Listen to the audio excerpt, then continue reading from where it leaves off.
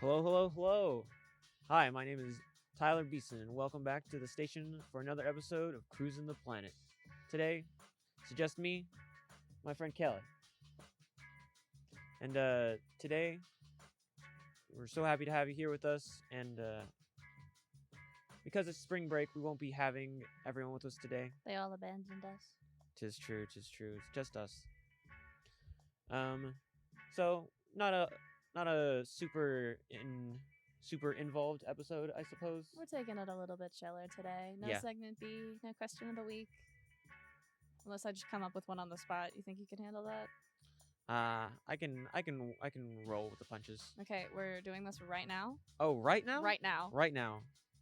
Gotcha. What are we doing? What is the superior pasta shape? What is the most superior pasta shape? Oh man, that's okay. I have two answers. A and angel hair, and then B is whatever those small tube ones are that aren't macaroni. Rigatoni? Are they rigatoni? Are you talking about like? They're like, I don't want to call them triangular, but they're not. They feel triangular, but they're not. Do you mean the ones that are like the spirally ones? They're not. They don't spiral. No, they're like short tubes. They're short tubes. Do you mean like the ones in the Kraft mac and cheese box? No. They're tubes, but they also have like little indents. Oh, Like rigatoni? it might be rigatoni, but I don't know their names. Why It's like, oh gosh, I like. You make Alfredo pasta with it. Fettuccine? Which one's fettuccine? Fettuccine is like angel hair, but flat. Okay, that's not that one. That's what you make fettuccine Look, with. there's, the one that they make at Chili's. Those noodles. Are you talking about orzo pasta? I don't. The one that's shaped like the little rice things? I don't know. Oh my god, hang on. It's okay, Kelly. We're done with it now. No, you didn't get my answer. Oh, you're right. What's your answer, Kelly? I also have two, Fusellini and Oracelli. Fusellini and... I have no clue what either of those are. It's like a spherical one, but it's like got a dome shape, so it's like flat, but it's circular and it like caves in on like one end. It's a fun shape. I'm afraid to even ask you how to spell that. Good luck. I don't know how to spell it. Perfect. So we won't look it up. Calatone. All right, guys. Wait. No, hang on. Which one of these? Penne. Give it back. Penne pasta. Yeah, that's mine. Penne. Penne? Yeah. It's penny. It's Penne. Penne. No. I don't want to call it penny. What? Moving on. No, I can't deal with because calling it penny incites the image of the 1 cent coin and the I smell pennies. And I don't want to. You know what? I don't even want to know what that is. I don't want to think about that meme when I eat my food. No, stop elaborating. Moving on. What are you talking about? All right. Well, this week we'll be talking about what was it? Not symbolism. Is it symbology? Symbology. No, philosophies in media. Yes, philosophies. Philosophical explorations in different media. Yeah, That's a lot of words, I know. Yes. So, you want to start us off, Kelly, and then I'll get into mine, or should I start? No. I feel like you have more to say or less to say about Trigun than I have to say about BioShock. I would probably tend to agree with that. For most of my shows, I tend to not try to delve too deep into the show. I tend to just enjoy watching it, and if a theme sticks out, then I enjoy watching it for that. However, there are a couple shows that do stand out to me for their themes. One of which is, of course, One Piece with its theme of freedom and like all that kind of stuff. But I probably won't talk about One Piece unless we really need to. But today I've decided to talk more about Trigun, which is a good look at the ideas of pacifism and the idea of if it's right to kill and when is it right to kill, and the morals that kind of lead into that. And Trigun is an interesting exploration to that because the main character himself is probably the biggest person against fighting you could ever meet. He has this large reputation of being a gunslinger, a really, really skilled gunslinger, and he has this massive bounty on his head that swarms people towards him. So he's always followed by destruction, and either bounty hunters or there are even normal citizens that try and take him in, and they destroyed the whole city just trying to catch him. And all he's doing is running away because he doesn't want to fight any of them. But this goes deeper and deeper into the series. And as the series goes on, we see what the results of him choosing this kind of lifestyle are. So I can't remember which episode it is. I'll see if I can pull it up here in just a minute. We see Trigun.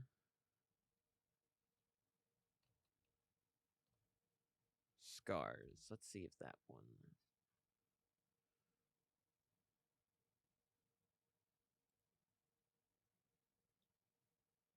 Yeah. Sure. What do you think? Is that family friendly? I can't see, man. The screen is not tilted in a direction I can see it.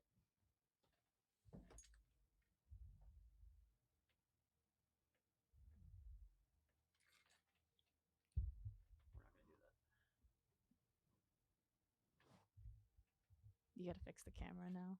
Yes, I'm aware, Kellie. All right.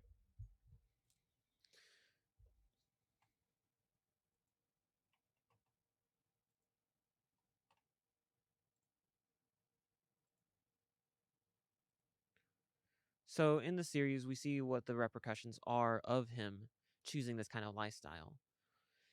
In trying not to hurt anyone, he ends up damaging himself more than not. He loses his arm. He has all these different scars because he refuses to fight back.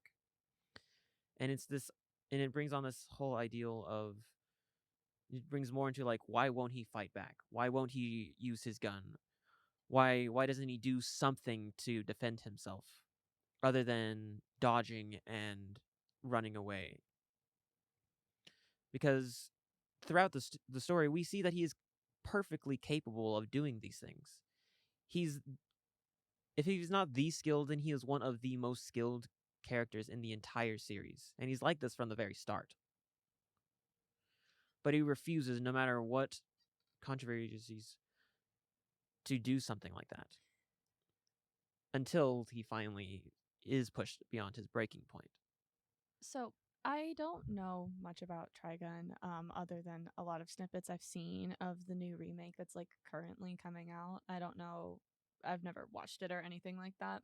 Something that I have seen in the small things that I have seen from Trigun is its commitment to like the story of the manga and of all three of the different shows, is its commitment to not giving this idealized version of pacifism.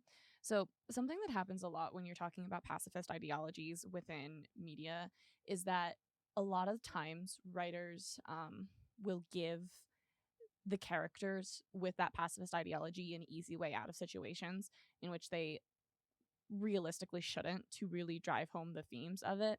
So, like, say the choice that a pacifist character is like going through is, fight or something bad will happen, like this bad thing will happen, and a lot of times there will be a secret third option revealed to them at the last minute, so they don't actually have to make the choice to abandon their ideology or to have something bad happen because of it.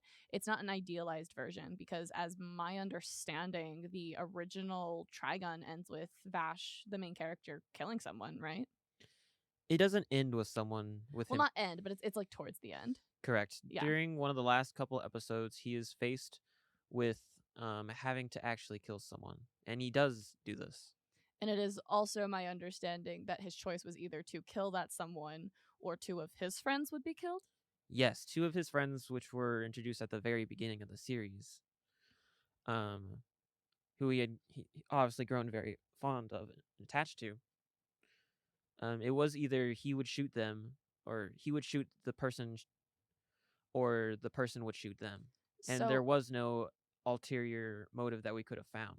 or Alternative. alternative. Thank you. Ulterior motive is a I little know. bit of a different thing. I'm mixing up my words today. I mean, to be fair, they sound very similar. Um, but no, like a lot of other shows, when placing a main character in that exact situation, would give something happens outside of their control, and they're not really faced with the choice of affirm your ideology or abandon it. Whereas, So as is my understanding of the original Trigun, he kills that guy, right? But he ultimately, it helps him to reaffirm his pacifist ideology because humans make mistakes. People make mistakes, and sometimes the there just is no other choice. Like, he was backed into a corner. It's not his fault necessarily that he had to go against what he believed in for a little bit. I do want to say that is correct. I also want to state that the thing you're talking about, like the see your third option, is definitely I definitely want to say that's definitely prevalent in a lot of the other episodes. But yes, after he does actually kill someone, there's a I don't there is he goes through a very big grief period. He basically he has panic attacks. He's he questions everything. It's like he's not even the same cool, calm, collected person, which we've seen throughout the entire series. Because Vash, regardless of what has happened to him, he very rarely loses it. There are maybe 5 times within the entire series. Like, yeah, he gets upset or he gets a little angry, but it's only within like the second half and even bits of the second half of the series that he really starts to almost lose his cool at times. And again, even at that moment, he didn't lose his cool, but he was backed into a corner. He felt like he had no other thing to do, and it was either they died or they died. It's either the shooter died or his friends died. And at that time, there was no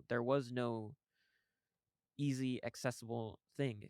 This person was going to kill them. He knew they were going to kill them.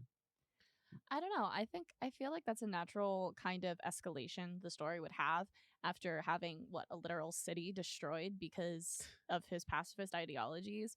Yep. The Multiple actually. multiple actually. The escalation to that would be a direct, effect on him, because like he can just move on from the city and not really think about what his actions, or I mean rather lack thereof, have caused to affirm his beliefs. But if he lets his friends die, it's kind of, I think it would bring more of a question, because like, yeah, you can just forget a city you have no connection to, but you can't really forget your friends. So to let his friends die, it would mean he would actually have to face the things that he hadn't done. It's kind of a flip on its head. So I feel like that feels like a natural, not a conclusion, but like an escalation to the story, No, and for his character I arc. definitely agree that it's definitely an escalation, and that's one of the things that I like about Trigun personally is that it does good with its pacing. It takes its time. Some people probably would think that's bad, that it's a little too slow. But personally, I think it's a really good um set of pace, and we see how it's an understanding of who he is and how his talent would allow him to be something if he wanted to be. But because of his ideologies, um he what he's become due to his ideologies. Yeah. And I think that just about covers Trigun. I know that And its unique approach to pacifism. yes, and and it's a very good series. It's considered one of the best, so I say people should watch it. All right. Kellie, you had a video game I believe you wanted to talk about. Multiple. Multiple. Well, let's start with one. It's a franchise. It's a franchise. Um, BioShock.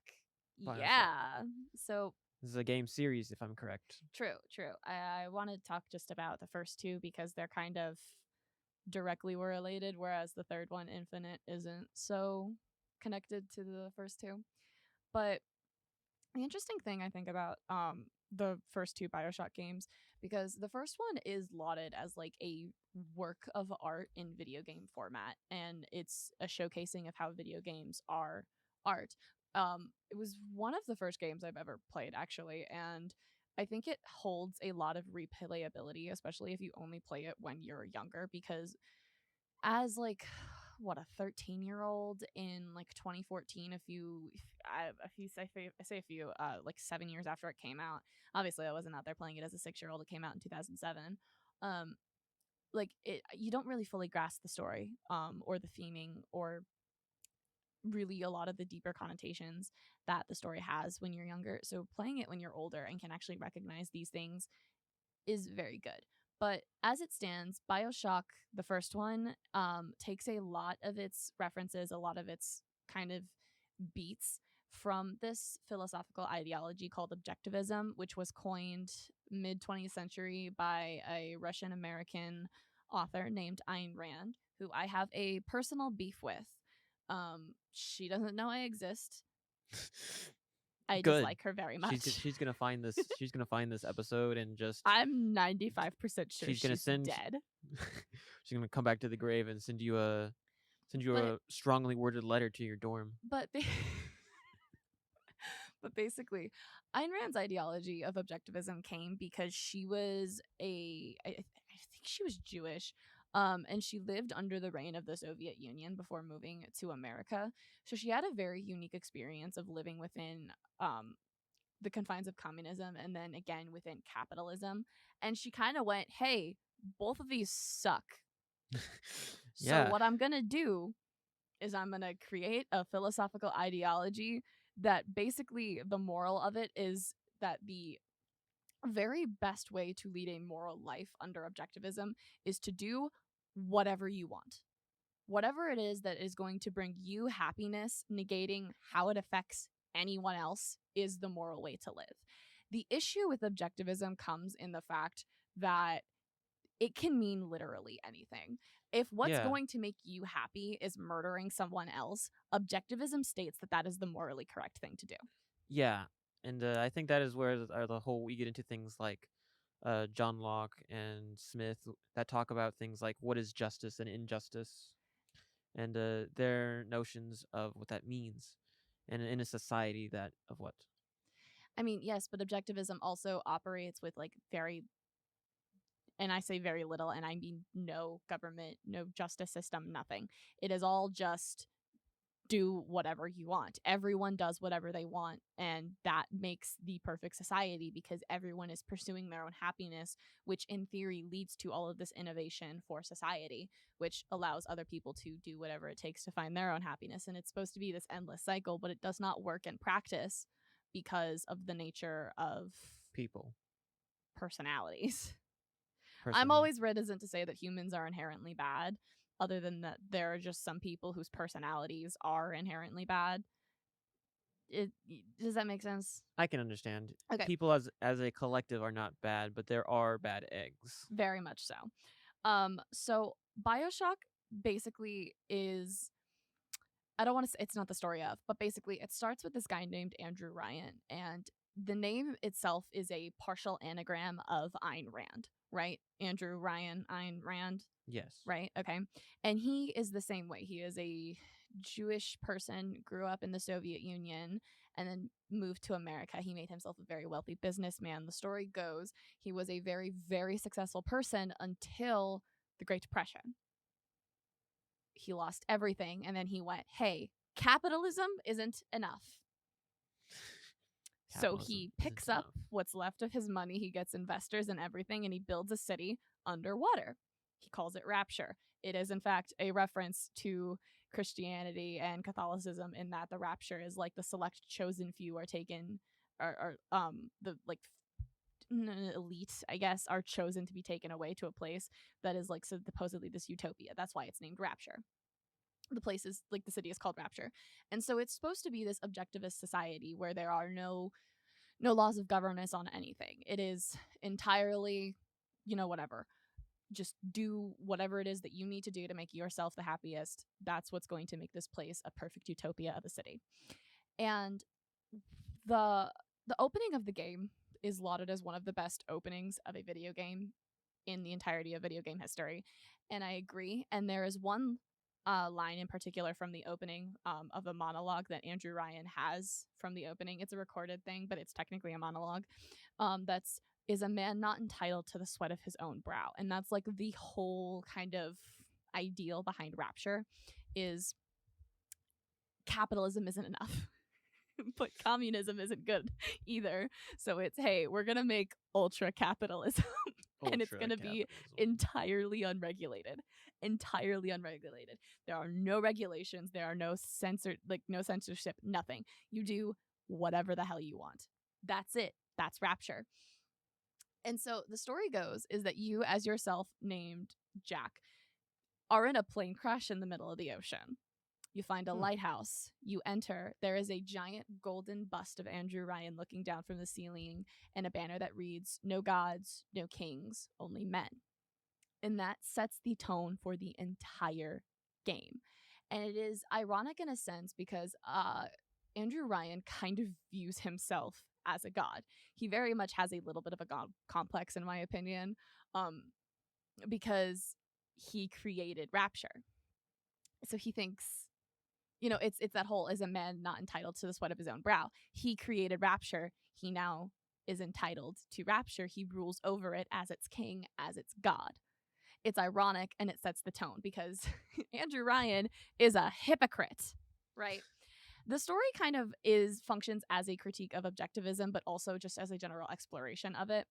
And the game heavily, heavily implies that the only reason Rapture descended into a civil war is due to Ryan's own failure to hold on to his objectivist values.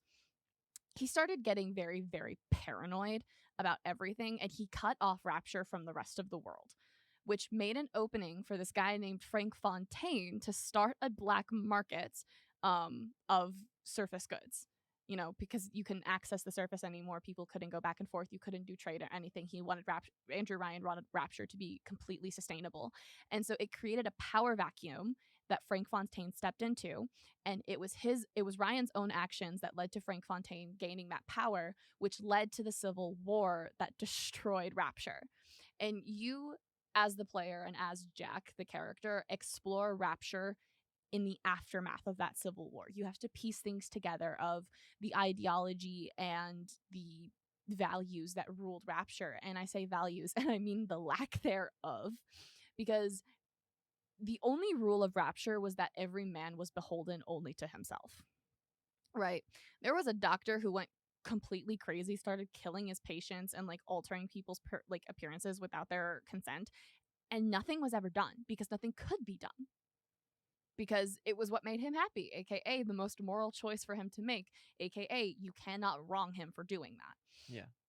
So it's very much this kind of exploration of it, and the whole oh my god, the word 3-act structure. The climax of the game is you realizing that while the theming of objectivism and this game as a whole up until this point has been free choice, the ability to choose whatever you want to do, the climax of the game forces the player to realize that they never had any free will in the game. There was never any agency for them to be had. They are a completely ironic case walking around in Rapture. They are the one person who never had a choice in Rapture. And it forces this kind of deeper look into what was happening in Rapture and what was happening over the course of the game from the player. It's a very interesting kind of exploration of that. So how does the game exactly define or show you that this character has no choices? How does the game narrate that's what this character is? Okay, so you know how I was just talking about that guy Frank Fontaine? Yeah. Through him, right? So for most of the game, you are guided by Frank Fontaine, except you don't know he's Frank Fontaine. He is parading around as this Irish guy named Atlas, and the only reason this works is because you only ever see him you don't see him. You only ever talk and communicate to him through a radio. So you only hear his disembodied voice. And he puts on an Irish accent. He calls himself Atlas. He says his only aim is to get you out of here alive. I can hear that so clearly in his voice. I have played the game that many times, and I aim to get you out of here a lot. I can't do an Irish accent, but like that's That worked. the tonality of it. It was more British than Irish, but like thanks.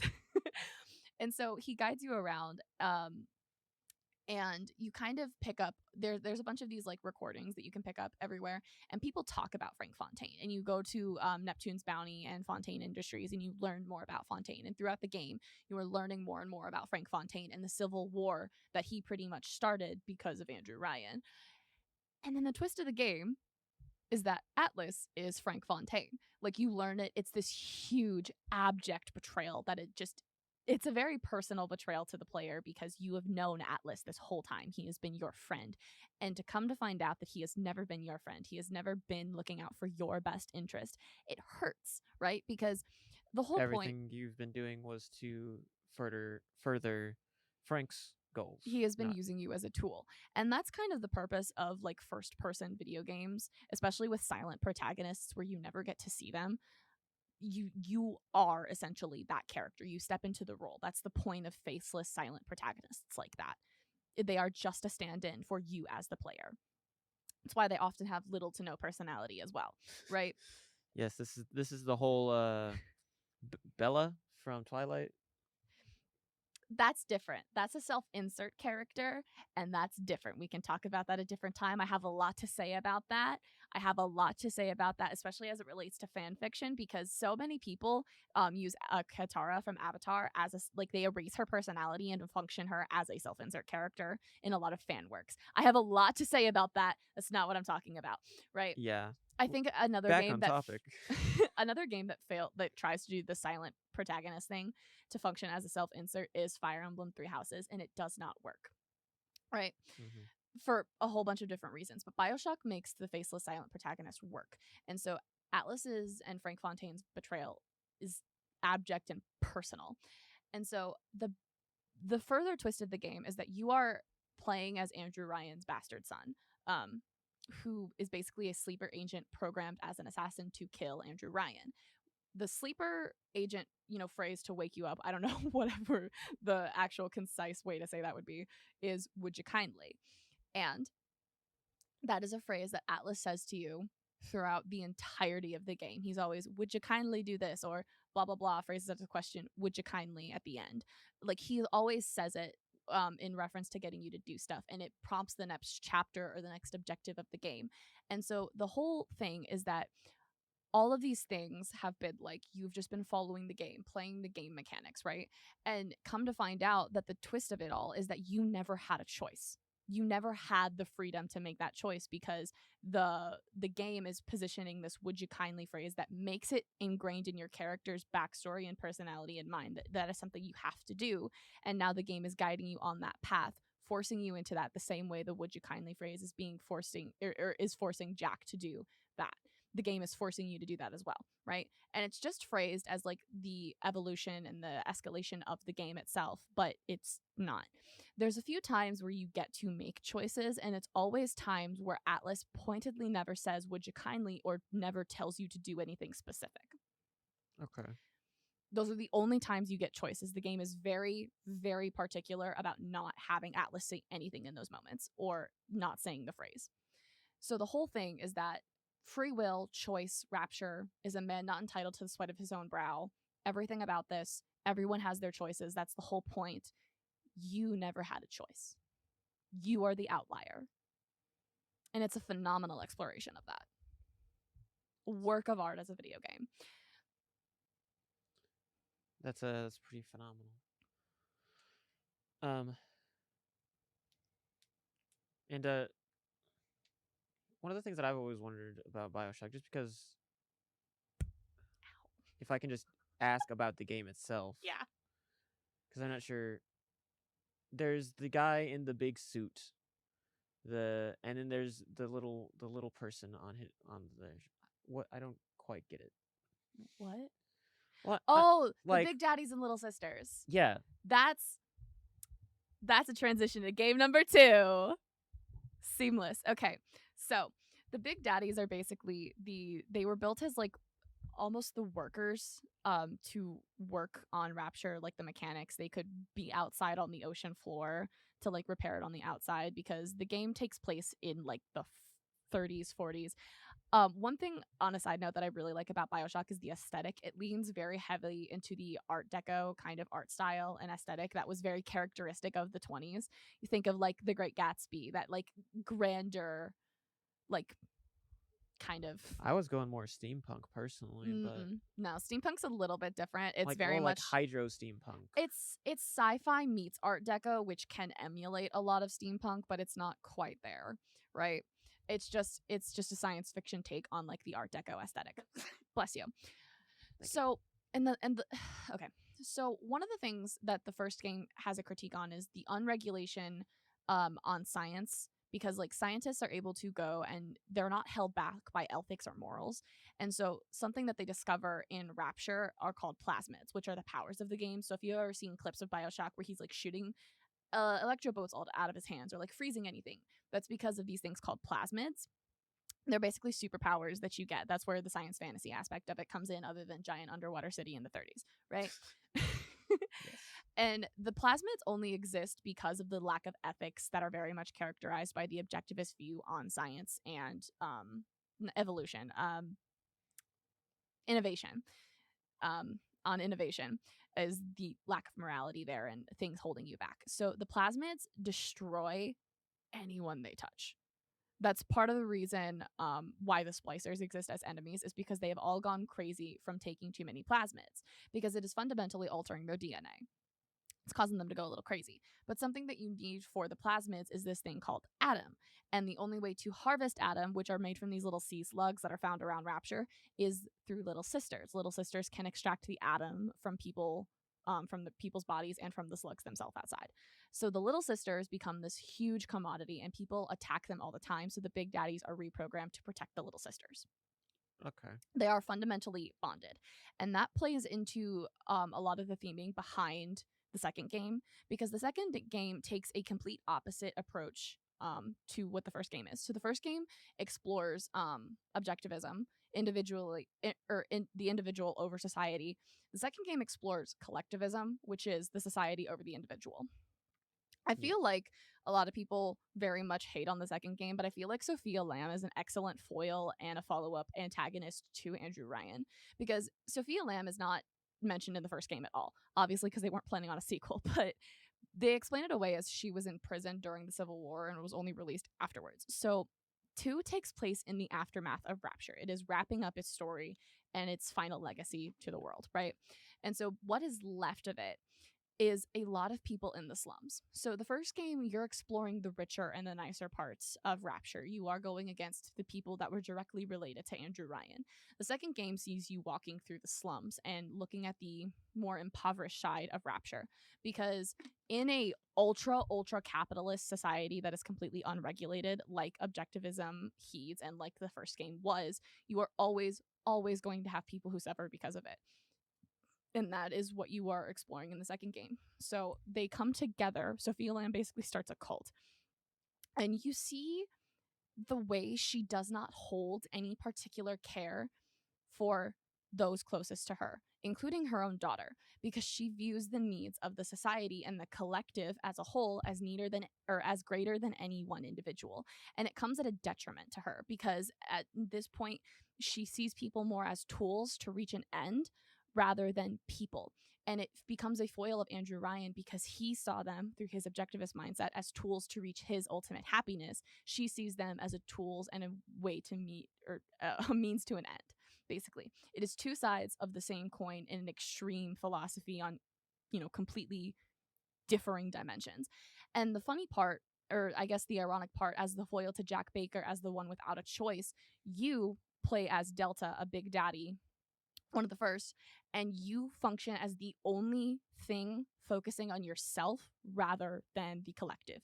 You are the objectivist mindset rampaging through this collectivist area, because the whole point is that you want to find your little sister, because it's a father-daughter relationship. Is inherently a selfish thing that you as Delta are pursuing, because Eleanor the little sister that you're looking for, is supposedly supposed to be the best of humanity, the best of the best. She is going to save everyone. Her sacrifices are needed for the collective, and you are trying to rescue her in an insanely kind of selfish move to take away from that collective for yourself. So it's a commentary and an exploration on the collectivism and the complete opposite of what the first game explores. And it does it in a way that completely flips everything that you thought you knew about Rapture on its head by looking at opposite areas than the first game explores.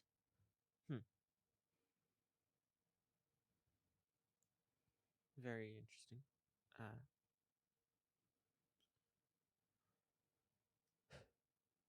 Uh, not sh- do we? Is that about the end of the show? I think I just need to. I got a little bit of cotton mouth. I've been talking for so long. Well, I'm just like I just need a second. we don't have a transition into the final bit of a show because there isn't one. So it's.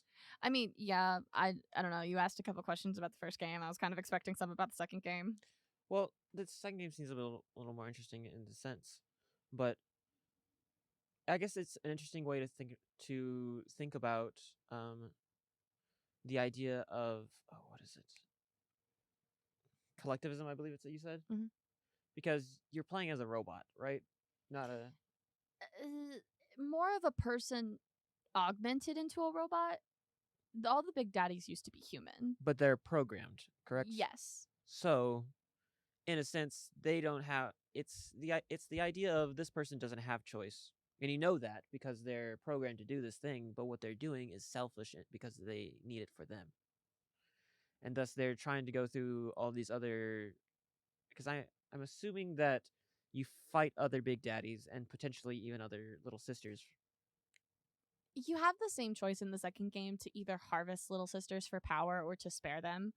And while the first game gives you no real real consequences or commentary on that choice, the second game does, because unlike the first game, the second game has multiple endings, because throughout the whole game, Eleanor is watching you, and depending on the morality choices that you make, like saving or harvesting little sisters, it influences Eleanor's decisions later in the game and influences the end of the game. So Sophia Lamb at the end, without giving away a lot of the, she can live or die at the end, and Eleanor can either slaughter a bunch of little sisters, or she can save them. So like your choices in that regard have more of a consequence than they did in the first game, because it directly impacts someone else. Yeah, that's an interesting way of putting it. But I think that'll just about do it for today. Smooth. Thanks. I'm sorry, there isn't a question of the week, or do you want to come up with a question of the week before we already did that? I thought that was our segment B. No, you don't got anything to add more to BioShock? I talked about Trigun. Come on, man. I'm not good at this. It's an interesting way of putting. I don't know a lot about BioShock personally, and I would have done a little bit more research. It seems like an interesting game that I need to look into with everything that you said and storytelling of it. It's definitely something that I want to look into for research for doing my own story. Though I think, yeah. But I think that'll just about wrap it up for today. All right. Thank y'all for being here for us today. It's a little different. But of course, this one will be posted on Monday like normal. I don't think this one's going out on Twitch. No. And of course, it'll be on all of our different Twitch channels, YouTube, podcast channels, social media. Yeah, you can catch more Cruisin the Planet on YouTube. We upload every day at 5. Every Monday. You said every day. I did. We don't have that many. I am so befuzzled today. You can find us on social media.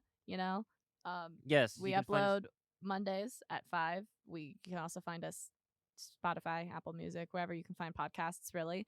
And next week we will be talking. We will be joined by more people, but we will also be talking about what makes a good adaptation. Ye- So you can catch me talking more about BioShock next week too, because I have thoughts. Yes, we both have things to talk about for that, and I will have a little more to talk about for adaptations than this one personally. But thank you all for being here for us today. In case, uh, yep, thank you.